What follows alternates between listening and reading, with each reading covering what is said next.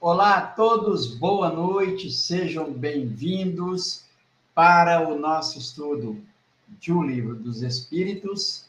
Nós estamos continuando, já quase encerrando o tema Espírito e Matéria. Hoje a questão 28 é a parte primeira dessa obra, O Livro dos Espíritos, das causas primeiras, capítulo 2 dos elementos gerais do universo, né? E o tópico é Espírito e Matéria. Antes de passarmos aqui, de eu passar para o Michel, aquele pedido de sempre contando aí com o apoio de vocês em se inscrever, curtir, comentar, participar dos nossos estudos. Os canais são Estudar Kardec do Michel, Espiritismo em Kardec do Eric e o Estudar Kardec aqui comigo, Lauro. Michel, boa noite, mais uma vez, obrigado, bom tê-lo aqui novamente, e me parece que o Eric está meio impedido, né, de poder participar novamente. Passo para você, meu amigo. Boa noite, Lauro, boa noite a todos. Sejam todos bem-vindos a mais um estudo. O Eric, ele está com alguns contratempos aí, com outros afazeres, mas logo ele vai estar junto com a gente aí, retornando aos estudos. Então, que a gente tenha um ótimo estudo, que todos participem, que todos tragam questões, reflitam junto conosco. Nós estamos indo para o item 28. Hoje é um item que, de uma certa maneira, ele faz uma síntese de tudo que a gente viu até aqui. Então, isso é muito importante. E curtam, compartilhem, é sempre aquela rotina de sempre, né? Assim a gente vai seguindo. É isso aí, meu amigo. Bom, eu vou trazer para o compartilhamento aqui novamente, e caso você já queira iniciar a leitura, fique à vontade. Vamos lá, então, vamos já ler a questão, porque aqui é outra característica de Kardec, né? Que nos ajuda muito. Kardec, ele tem um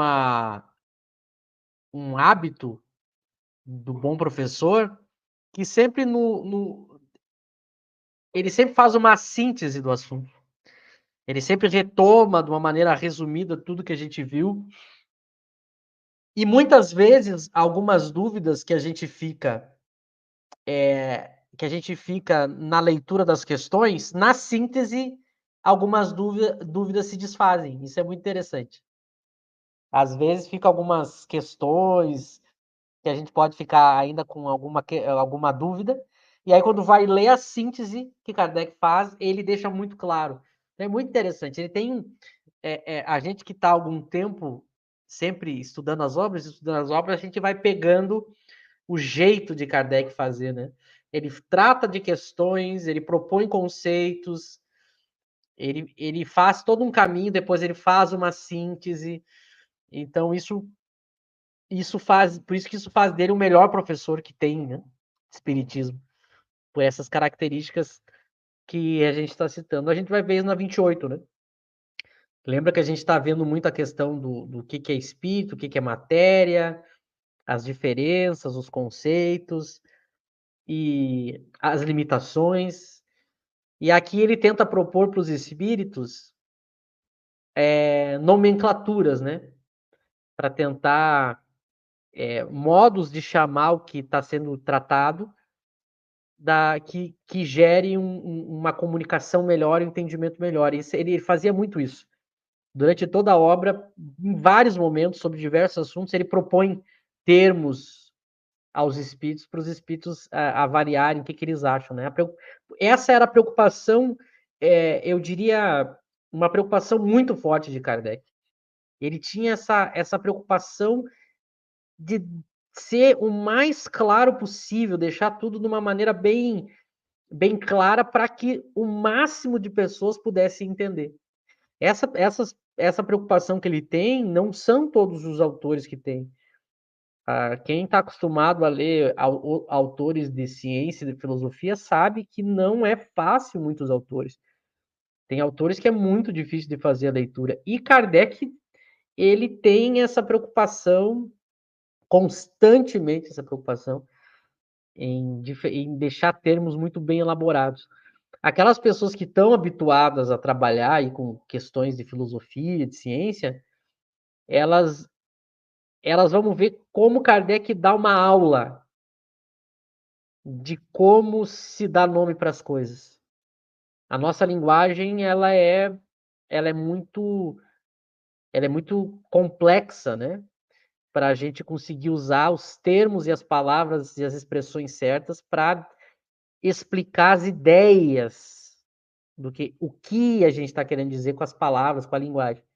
E Kardec dá um show em como fazer isso. Então eu diria que a questão 28, ela mostra muito bem isso, os espíritos mostrando como é que se constrói teoria, como é que se faz verdadeiramente uma boa teoria. E ela passa também por saber usar as palavras. Isso é uma coisa que parece simples, mas não é fácil fazer isso. Tanto não é fácil que a gente vai ver até hoje, mesmo fora do espiritismo, porque esse assunto abrange todas as ciências, muitos teóricos têm muita dificuldade em saber usar uma linguagem boa para expressar as ideias da sua teoria. E Kardec, então, é um grande professor. Até mesmo, é interessante, né, o que é um espírito superior, porque a gente aprende com Kardec até coisas que não são espiritismo, como isso. A gente aprende com Kardec até como saber se comunicar melhor, escrever melhor, fazer melhor teoria. Até isso ele nos ensina além de espiritismo, né? Então, eu vou ler aqui a 28, a gente vai ver que exatamente disso que ele está tratando, né? Aí ele diz, pois que o espírito é em si alguma coisa, não seria mais exato e menos sujeito à confusão? Olha a preocupação dele. Dar aos dois elementos gerais as designações de matéria inerte e matéria inteligente? Antes de ler a resposta, só para a gente ficar um pouco na pergunta, vejam claramente o que eu estou dizendo, e aquilo que eu sempre falo, às vezes as pessoas pedem textos para a gente confirmar o que a gente está dizendo. Ó. Veja aqui, Kardec está preocupado com a exatidão e tentar diminuir e evitar confusão. Nota, a pergunta diz isso, né? Não seria mais exato e menos sujeito à confusão? Ele quer trabalhar as palavras de uma maneira que fosse mais exato e menos sujeito à confusão. Vejam um exemplo de um bom professor e de um grande espírito. Hoje a gente sofre um problema, até mesmo dos espíritas e dos espíritos que vieram pós-Kardec, em que eles não têm essa preocupação que Kardec tinha, de ser exato nas palavras e não provocar confusão com as palavras, ser claro.